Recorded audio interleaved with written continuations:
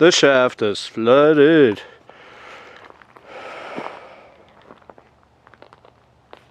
Oh yeah.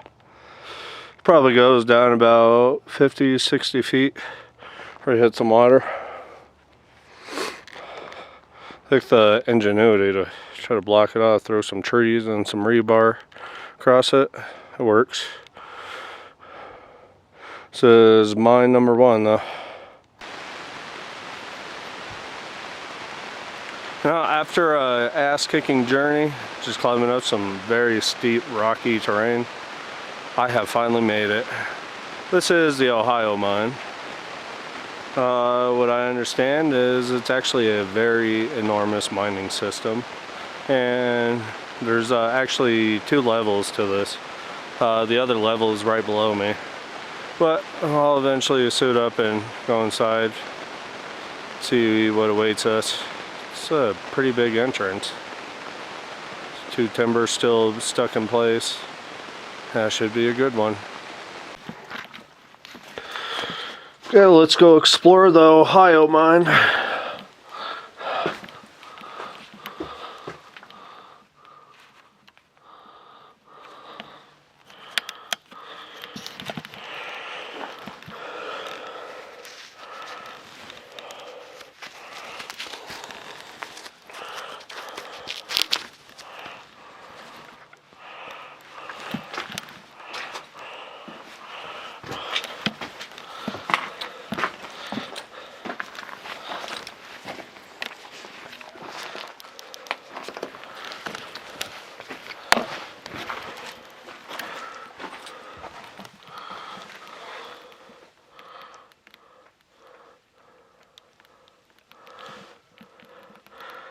Okay, so it is flooded. Hopefully not so bad. I'm gonna have to get my feet wet because I don't have my muck boots with me. So I'm gonna put the camera away and see what happens. I admit, that water is freezing.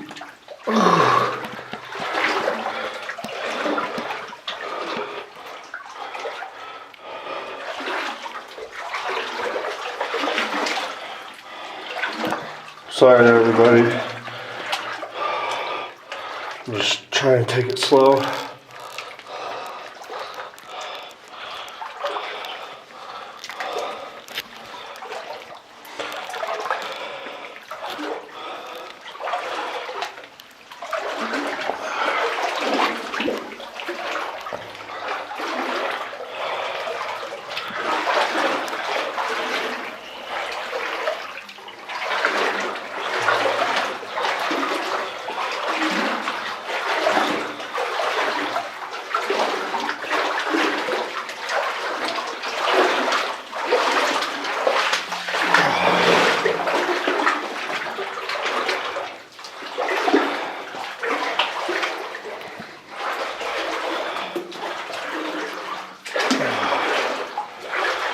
Okay, we got a branching tunnel coming off.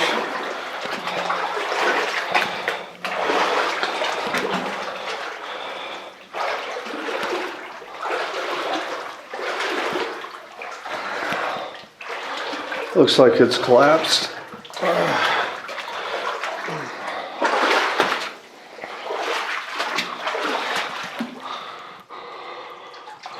Yep, it's collapsed to the right. So we'll definitely go to the left, see where that goes.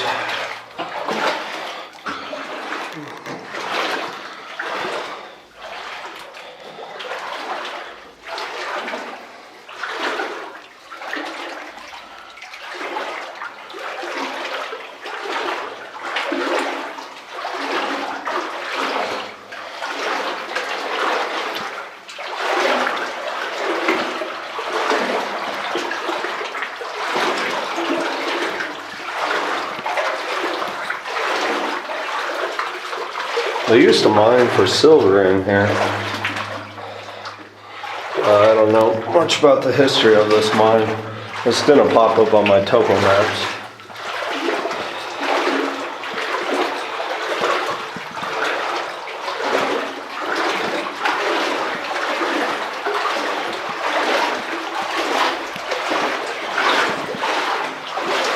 The water is definitely getting shallower. That's a good sign.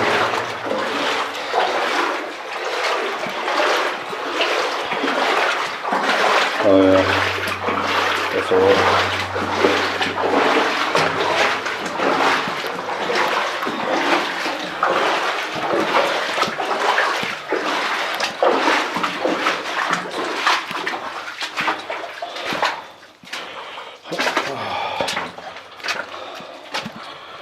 Okay, starting to turn.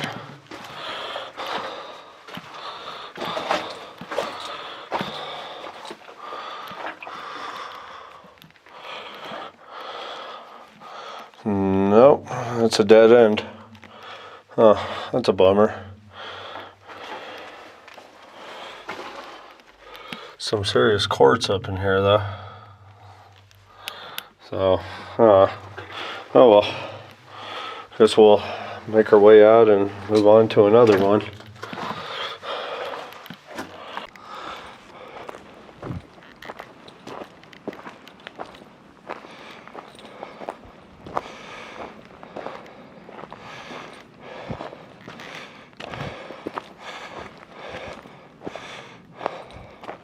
I think that's the mine up there. Right up there. We'll go check it out.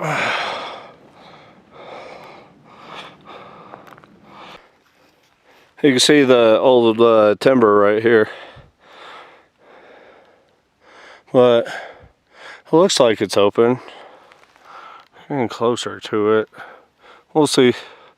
Let's climb up there and find out. This is supposed to be the upper level to the Ohio mine. Yeah, it's definitely open. It goes a ways down though, it looks like. I'm gonna shine my flashlight down there and see. It is a very tight pinch getting down. I can't tell, but it looks like the tunnel's going this way. But I didn't bring the right stuff for this kind of mine. Well, I'm gonna mark this on my maps and then I'll come back another time. It'll probably be summer, spring, all the snow's melted, but yeah, oh yeah. And I don't have my air monitor on me. I lost it, so dumb me. So we'll move on and see what else we find. Looks like this shack has seen better days. Thing is completely fallen. But it's right where the entrance would be, and then there's a bunch of other rubbish around here. It looked like there used to be a shaft over there. And then, oh yeah, there's just, it's a pretty big waste rock pile, so. Look at that view. These miners sure knew how to pick the best spots. If I had to work here every day, that'd be the best sight to see when you come out of that hole. So let's zoom in.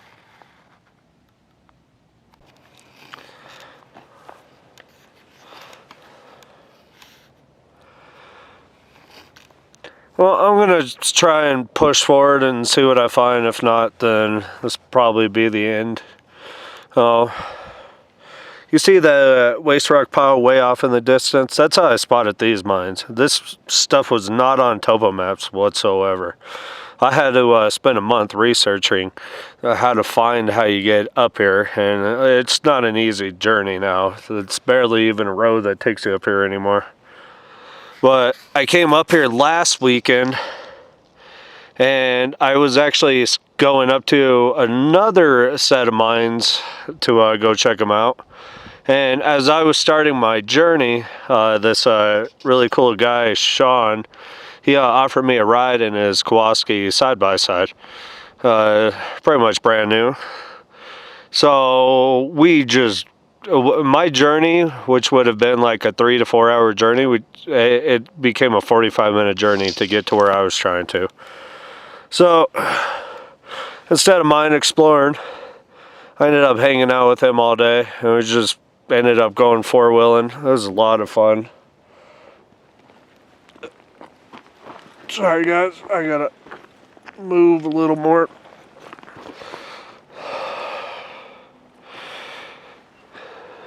But yeah, we went everywhere. I'll throw in some footage. I did count 10 open mines. There was one that's really massive.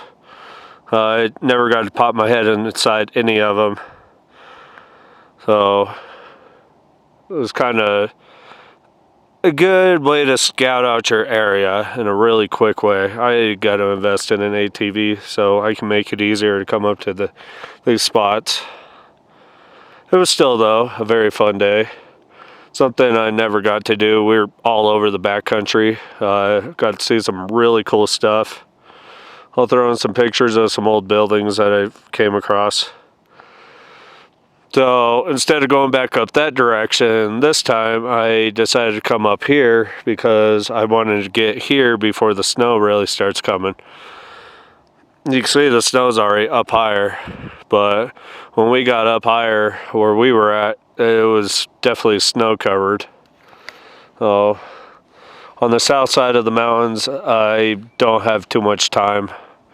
Probably another few weeks to a month before this is all just white and buried and looks so beautiful.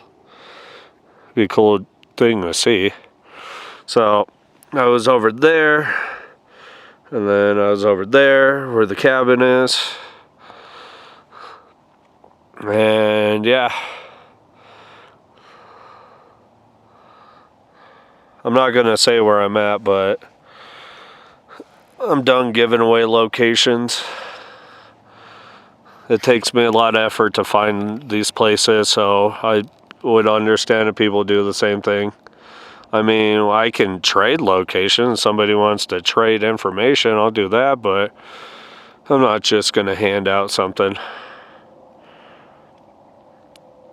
But the view is truly beautiful right here, so I'm gonna sit here, have some lunch, because it is 12, and then I will make my way down the road. I'm taking up another part of the trail, so I'll see what I find.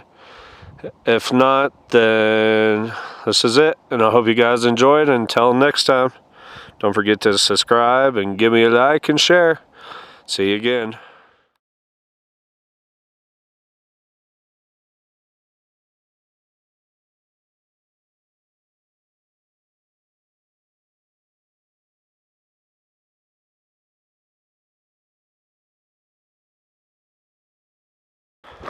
You know, for those out there who are other explorers and who actually do this kind of stuff, you probably understand the journey it takes to get to a lot of these places. I mean, some of the best ones I found usually require a bit of a hike. Some others are really big journey. Excuse me. Oof. Then you have places where roads don't even go to anymore. So you're either blazing your own trail or you're following an old road that used to be. Some of them are really rugged. It's the journey to get here. And you know, to me, it's always worth it. Because it'll give me a chance to understand if either A, it's closed, or B, it's open, and C, I don't have the right equipment.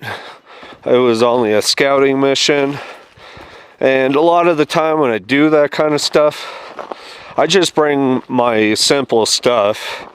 Helmet, headlamp, monitor, knee pads, and a really good flashlight, couple extra batteries.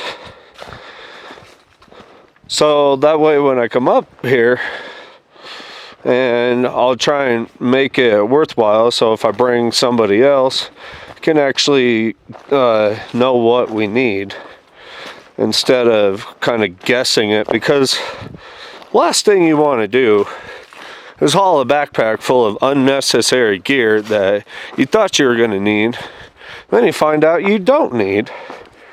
So you're up here hurting yourself, basically. And I'll say I have done that quite a bit. So I have been doing these scouting missions to where I go to new areas, check them out prior, try to see what I can find, and if I need different stuff, or if it turns out to be something exciting, then I'll usually come back either with somebody or with better gear. So some mines I've come across, it's waist deep water, I'll return back with my waders and do the explore, while others are just flooded and I'm willing to get my feet wet just to see if it's worth it. Good thing the water ended. Well, let me just say that was freezing. I felt like my feet were going numb. So, the journey is always worth it, in my opinion.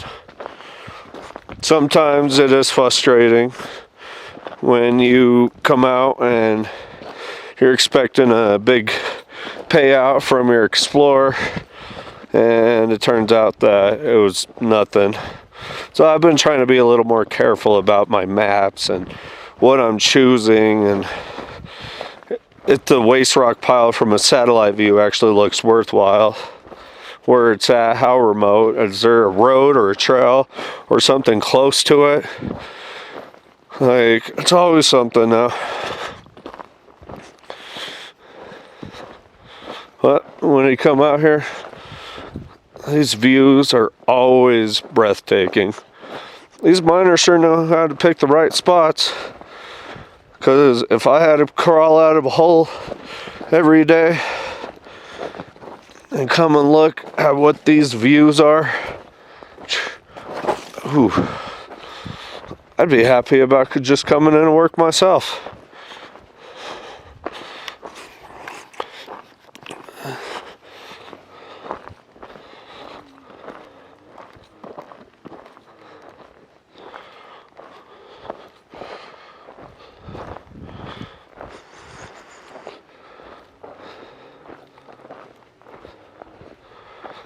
Then you get to these spots that are really loose, very steep.